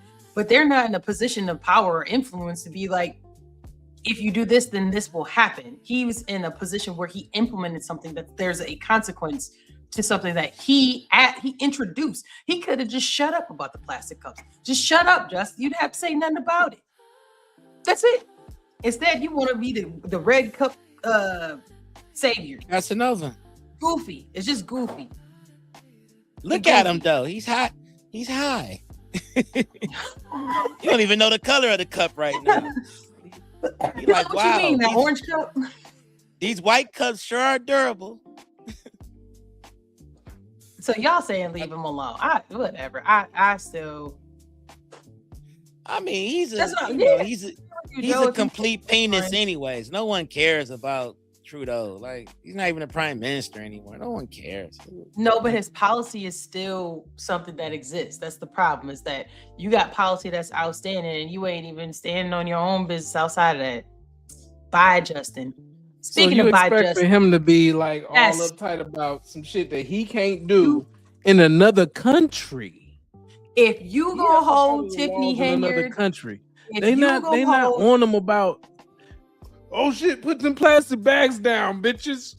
We about the environment around here. you want to hold Tiffany Come on Henyard now. accountable Keep for the something party she did in rolling. Illinois, That's she all in I'm Atlanta.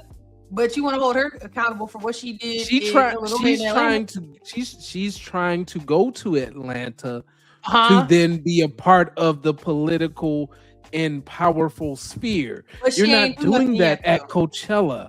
You are having fun in Coachella. You're not going there to debate to be president of the United States. Where my cap at?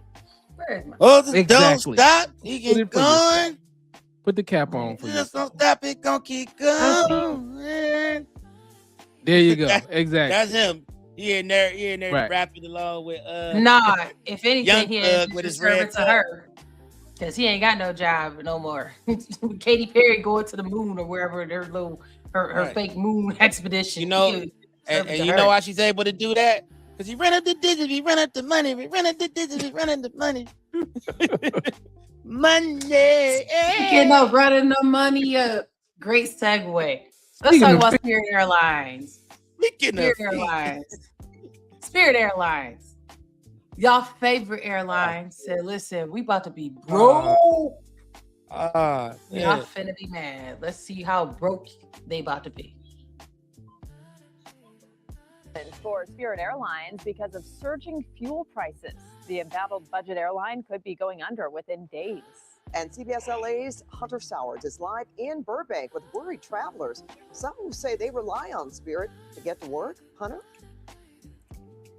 Yeah, that's exactly right, Pat. This is something that so many I talked to today said would be such a huge loss for these customers. But it's important to note Spirit Airlines has not confirmed the sources that we're hearing right now saying that they are just days away from liquidation. Spirit Airlines on shaky ground tonight with flights still taking off for now. I would really hate if this airlines went under because it's like, really cost effective. It's especially You It's said so hard to say goodbye to dirty seats. Hate to see him go, but I don't know. I ain't. They not down for the count until we see him breaking it up. But I mean, the writing's been on the wall for how long, y'all? I'm surprised because a lot of these flights are out of pocket right now. So let's hit play. Let's see what's going on. especially troubling for flyers like Leroy Mulberry, who works in LA but travels home frequently to Las Vegas. It's cheaper to fly than to drive, so I personally need this. It's the go-to airline. I hope they can make it through. I really do. He's not alone. Many we talked to said they rely on Spirit's cheaper fare and shorter route options. But Spirit is struggling, entering its second bankruptcy in a year last summer. It cut routes and costs, in part, by shrinking its fleet. The airline had more than 200 jets when it filed for bankruptcy last August and planned to have just around 80 by the third quarter of this year. It's really deleterious for for consumers at the end of the day. But the war in Iran has caused the price of jet fuel to nearly double since January. Airline sources now tell CBS News some of Spirit's creditors question the airline's ability to make debt payments or return to profitability, which could lead the discount carrier to run out of financial runway. Drops a drip in the comments. Is this going to stop you? Were you a Spirit rider? Do you feel like not the pink I'm eye just gonna elbow say is crazy. I rode Spirit one time to go see my mama when she lived in Florida, and it was a ride. That's all I'm saying. Like I did it because it was new at the time. I was like, all right, yeah, we going to Tampa. All right, cool. I got on that damn plane. It was bare bones in a mug. You know what I'm saying? Like it ain't no snacks. I don't know where you got the pillow from, Joe. It probably cost you $2 or $3 to use anyway. Like they Right. nickel and diming the shit out of everything on those flights. And I get it. My favorite one, if we gonna go on that tier, is like JetBlue, right? Like if we gonna go on that kind of like value tier, JetBlue would be one that I would probably prefer. But if you're flying more than once every couple years, you might as well stick with one of the airlines that you're able to get points from be able to do upgrades on stuff like that. It's a art to this when you're flying around. But shit, if in these cases where these guys is going back and forth, they better get it how they live. They better start looking at getting their credit together so they can get one of them credit cards to do a Frontier or something like that, where they can start getting some points and some value into some of those services that they're trying to do for flights. Like you can't just rely on it being, I'm gonna take this $22 flight that ended up being $82 because is cheaper. Yes, it is, but you going on there with the clothes on your damn back. You don't take an extra wallet. Don't pack a bag. And don't buy pack nothing a bag. either Don't on the have a trip. purse. Cause you weigh that mud, they're gonna be like, oh yeah, that's $50. another 80. Yeah, another 80, 50, 80, yeah. Another 45, 47. You're like, damn, what? So according to this, you ain't gonna have much choice anyway. So Spirit's like, listen, we ain't gonna have no money. Drop some drip in the comments. So y'all Spirit riders, y'all gonna be sad about this? My thing is this: Spirit gets a lot of business. I'm trying to figure out what happened with all the money. They're not saying what happened with the money. We're gonna keep this close because I want to know what happened with the money. Why y'all money gone? So, all right, let's go to our next topic. Let's go into this one is actions have aftermath. So, Dame, you get to pick. You ready? You want to talk about Coldplay, lady, or you want to talk about the teacher? I'm gonna talk about the teacher. Lady, the Coldplay. or the Remember the teacher? one where the lady who got caught making out with the CEO? Yeah, for the let's talk Coldplay about her. concert? Yeah, let's talk about her. Oh, okay. Yeah. Or the teacher who was flicking off a driver.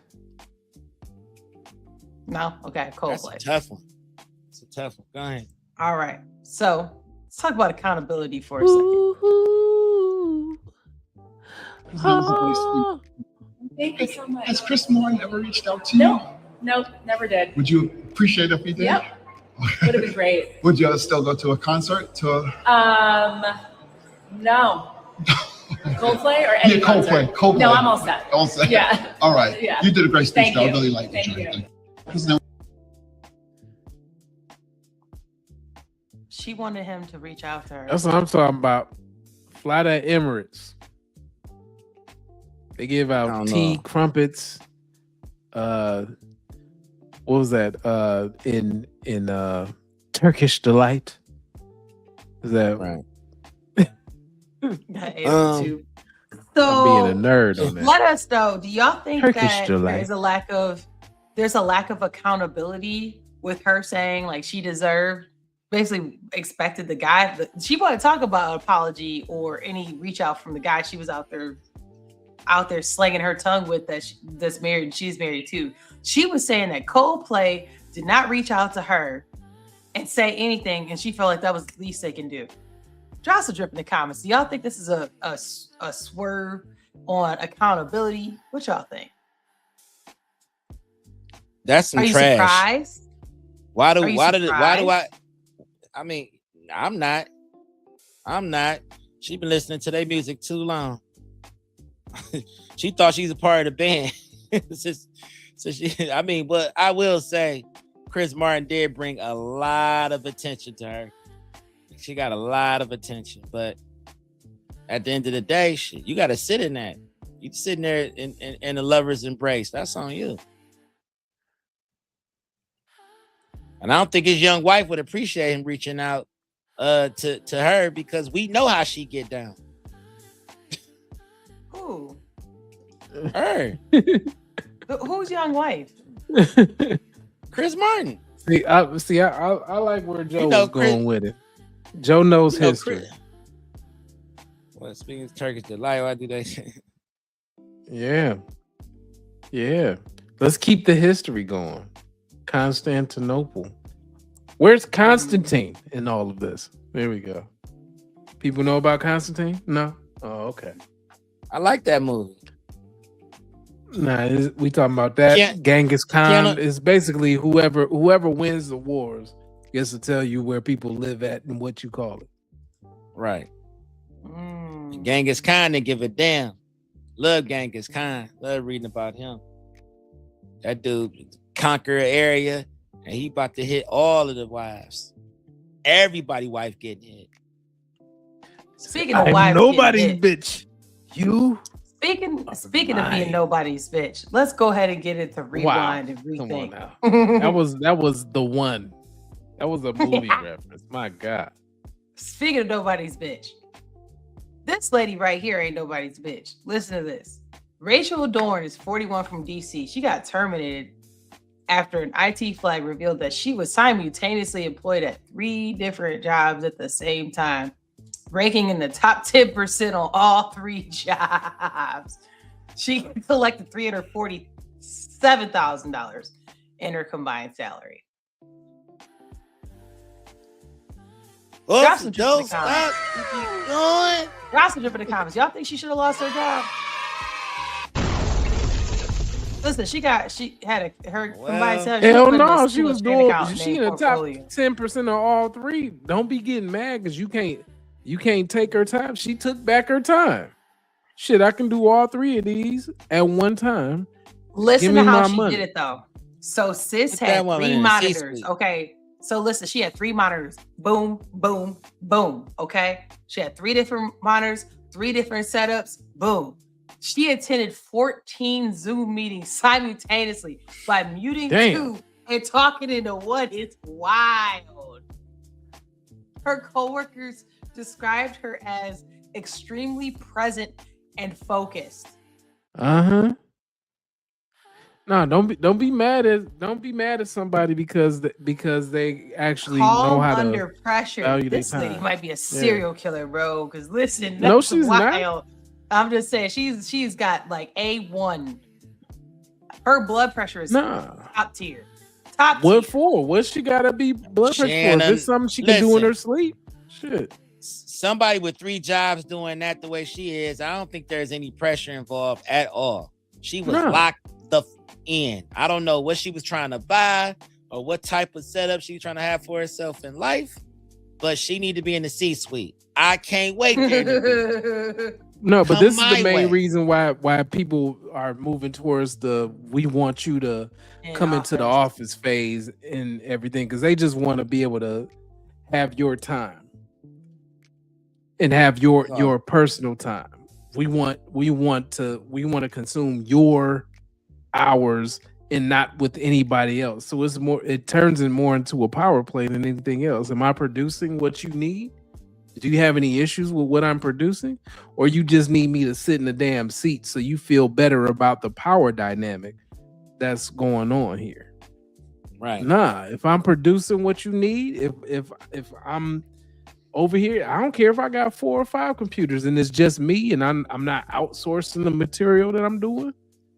Move out the way. Let me do what I'm doing. Because it's either that or you firing somebody for being a shitty employee after 6 months, 12 months, 14 months, 18 months, and then you gotta go and make sure that you cross your T's and dot your I's because such and such isn't producing. Get out of here. She was getting to it. She was getting to it, but here's what There they you don't go. talk about. He said they hate her because they ain't her. Yeah. I So feel look, it. look. So here's where they're gonna have legal grounds to basically. Because everybody terminate can't her. do that. A lot of people are unaware of some of the agreements that they signed, and one of the agreements that a lot of people sign is a non-compete and conflict of interest. Those are 2 agreements a lot of people sign. They don't even know that they signed. So a non-compete is a legal contract where an employee agrees not to work for a company for a competing business or start a competing business for a specific period after leaving their current employer. They often include limits based on time, geography, and job duties. It prevents them from increasing competition. They use this to protect trade secrets, client lists, or other confidential business information. So that's one way. Let's be that for real. they How use they protecting trade secrets when everybody using the same AI tools? Everybody's using the same Microsoft tools. all of that is good for the gander at this point. There are no trade secrets. Everybody's giving their same information to the same 2 or 3 companies. There are no more trade secrets.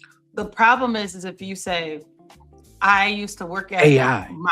Mouse's Mouse USA, and I go to Mickey Mouse USA, shout out to Disney, and I say, well, and they just do a layoff. I mean, do we need to shout? Listen, I have to say that. Because I don't want them to come for me because they will. I forgot not to say their name. But Mouse's Mouse, I'd have to say, if I said Mouse's Mouse did XYZ, and so I can do that for you as well. That's where it becomes a trade secret because I'm telling you where I got it from and then the results from that. A lot of times there's that, like your knowledge of what you did somewhere is still their proprietary information and it's considered intellectual property a lot of times, too, depending. And that's what they try to sue people on. Non-competes are like, if you work in an industry, once again, like you can't work in an adjacent or similar industry. Also, what they get you is conflict of interest, where that's where she's also getting wrapped up. How you gonna be working at my job if you working at their job? That's basically what they're saying. So that she really got fired for those reasons, not necessarily because she did the job efficiently, but because how can you justify that you're doing the job that for me, like I hired you, if you ain't. But really, if I'm in the top 10, then you she's still hire she's in me. the top 10. It's kind of crazy. If I'm in the top 10, then there's no non-compete. There's no conflict of interest because I worked in your interest. There is a non-compete. I worked in your interest.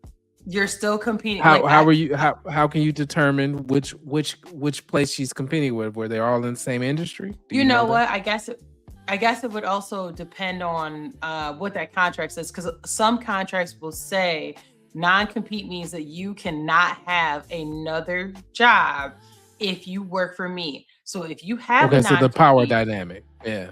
Okay. Well, think about a salaried employee. Right? So how about this? You can't work in another job unless it's a service industry job. Because if you work at a bar, they say you can't work at another bar. You can't work at a bar in a movie theater. You can't work at a bar in a movie theater and a toy store. It would depend on what that contract says. So I have seen a contract. It depends on how much you're getting paid. So if you seen a contract that says that if you have another job of anything, you must tell us or you are subject to termination immediately. I have seen actual contracts that say that. So it depends on what the contract. So what I'm saying to bring light to this is that it's not the fact that she couldn't do the job great, but you got to read, as we talk about these employers are not loyal, right? Read what they're giving you to sign because it's not created equally, and to understand what they're saying you have to do for this job and decide can you comply to that? Because if they were to come back to sue you, if it says that, technically legally you're bound, and I hope you have a great lawyer. Because they do. If you never knew they do. that I worked at a certain space, if it wasn't for social media or otherwise, why you got a hissy fit about it? Them other two, one of them told the other ones. That's how that looked like to me. The one found out about it. They said, yeah, and then what they can do, message. Well, you know what? Good for you then, because you lost somebody who's in the top 10% of your productivity gains. So you lost. Good. Would you like to know how? And just in case you're wondering, well, how did they know? Well, what they can do too is when you have a credit report, a lot of times when you get a new job, they report back to who you work for and when. So those companies, they had a hinge on that. They could be like, I feel like I saw her in another meeting. Let me go look it up. They could technically go pull whatever from that and check, kind of like a soft background check kind of thing. And it could tell them like some of that information. So that's also how people find out. That's how they find out. They're like, well, wait a minute, how all three of these at the same time? That's all. So shout out to her for being still lost your top 10% of your productivity gain. So I could see if it made sense to somebody who was on the lower 10%, not the top 10%. Fine. They're able to do that, and they're top. What you said? I need the extra 10% because they could be the top 1%. Oh, okay, cool. Let's Now get you him lost out all of the here. percent. Exactly. Just say that you want to fire somebody. Just say that you're trying to save headcount. Just Also say drip in the those comments. things versus whatever we talking about here. This is some bullshit. Well, I don't also care drip if in you the got comments. 5 Let us jobs. know. If out of the 5 jobs you top 10%, guess what? You got it, dog. I'm glad that you here because you in the top 10%. Cool. Drop a drip in the comments. Let us know. You keeping her? She working 3 jobs like that, or you think she about to tear your business up? Let us know. All right, so let's go to our final part. That's the drip, y'all. We're gonna leave out with a little bit of that investment drip from the Wall Street Trapper. So let's go. Let's hear what little tip he got for us today. Tomorrow, a lot of traders are going to get trapped. Not because they've made a bad trade, but because they didn't know what the day was. That's right. Tomorrow is S&P futures expiration. And when futures expire, trillions of dollars move. Trillions. With a T. If you don't understand what that means for your positions, you need to watch this right now. So let's break down what's actually going to happen tomorrow. So institutions, hedge funds, market makers, they all have to make decisions on positions that they've been holding. The calls that they've been holding, they're either going to take profit or roll them over to the next expiration. The puts they've been holding, they're going to either take their losses or roll those over too. Now, here's where it gets really, really interesting for y'all. When you buy a call option, the market makers take the other side of that trade. That's their job. Protect themselves from risk, so they hedge. Now, they do the hedging by buying either stocks or futures. So those options expire tomorrow. Those hedges now have to be unwind. So the market makers who are buying the futures to hedge, now they got to sell. The market makers who are selling futures to hedge, now they got to buy. The second one I just talked about, that's called false buying. And false buying creates movements that have nothing to do with the actual stock value, nothing to do with fundamentals.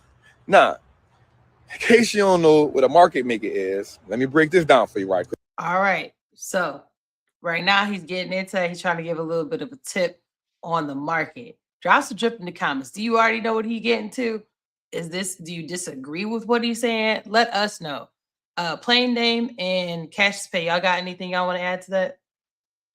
Now, right now, I'm gonna let him get into it and cook. All right, let's go ahead and cook. All right. All right, quick, but this is important. Shout out my guy, Peter Tuchman. So market makers are the reason why markets don't freeze up. Their entire job is to always keep liquidity in the market. They buying, they selling. They sell a stock they buy a stock at 100, they sell it at 105. That's 5 cents. That 5 cent might don't sound like nothing, but what they're doing 1 million times a day, 5 cents becomes hundreds of millions of dollars. They don't win by being right or wrong. They win by volume and participation. That's called spread. Every single time. Now here's where tomorrow really matters. We saw a slight down market today, then a rally at the end of the day. Most people looked at that like the rally and thought, I see strength. The market wants to go higher. Maybe. Or that rally was a trap designed to catch greedy retailers, investors chasing that move to close. So that tomorrow when those expirations unwind, they have a fresh batch of liquidity. Long, sitting at highs. Look, I'm telling you, this is how they get us. They're going to hunt liquidity tomorrow. And retail investors are the most predictable source of free money. So third Fridays, always watch out for them because they're really, really dangerous. This is not a day to chase moves tomorrow. This is the day not to be greedy tomorrow. This is the day where you chill. Don't react. Let the expiration chaos go crazy. Sit on the side. Let the dust settle. By 11 o'clock, you'll know what's going on. Man, follow me for more understanding of the market. It's your boy, the Wall Street Trapper. Salute. Don't be liquidity I tomorrow. like how you walking around this property. You got that big ass wrought iron gate going across the front. I like that. Oh yeah. But it's good because he's letting you know as a retail investor or somebody who's a single investor, right? You're not in the game like that. You're not somebody who's participating at that high level. Telling you to chill. because you need to understand certain segments in the market, or there's times in the market where you need to let things be instead of going in and chasing the bag, so to speak, where it's almost like gambling instead of understanding the predictability, the dates, and the history within the market. So I appreciate the information that he's providing to us retail investors. We're not institutional investors. We're all retail investors that are here. I think Wall Street Trapper gives some different insights. Y'all know I follow the Master Investor as well.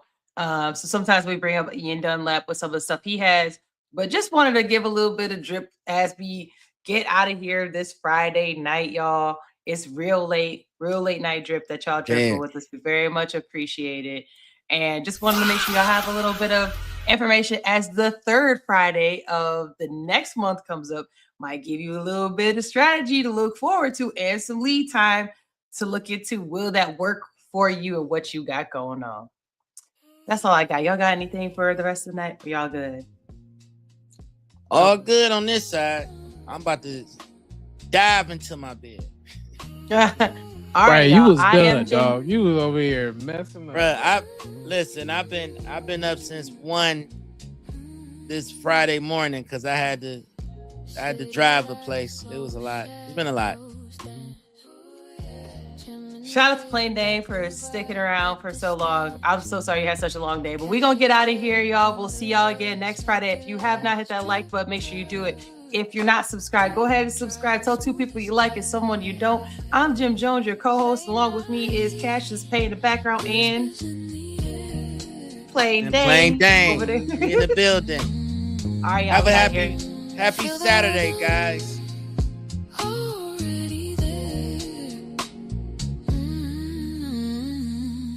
Drip, drop, our daily flow. Drip, drip. Gem and Dane, you already know. Drip, drop, watch the city glow. One more time, let's take it slow. Skyline kisses the moonlit tide. Cool breeze follows, take that ride. We're glad and smooth, no need to hide. Feel the groove, feel the vibe deep inside. Baseline humming, hearts align.